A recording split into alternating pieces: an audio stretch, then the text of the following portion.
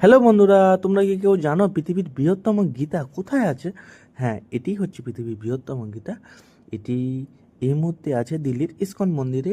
2019 সালে 26শে ফেব্রুয়ারি নরেন্দ্র মোদী গীতাটি রেখে গেছেন ইসকন মন্দির, দিল্লির ইসকন মন্দিরে। তো আমার তো দেখে খুবই ভালো লাগলো। তো তোমরা কারা কারা এই গীতাটি দেখতে চাও, প্লিজ দিল্লিতে গিয়ে একবার দেখে আসতে পারো।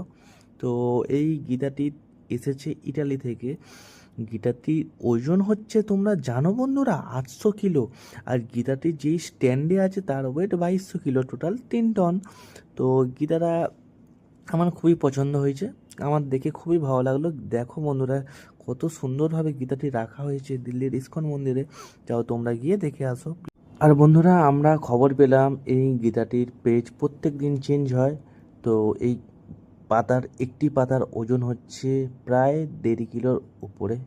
নমস্কার বন্ধুরা, তো আমরা এখন আছি উত্তরাখণ্ডের সব থেকে বিগেস্ট মহাদেবের মন্দিরে। তো এটা হচ্ছে চন্দ্রনাথ মন্দির।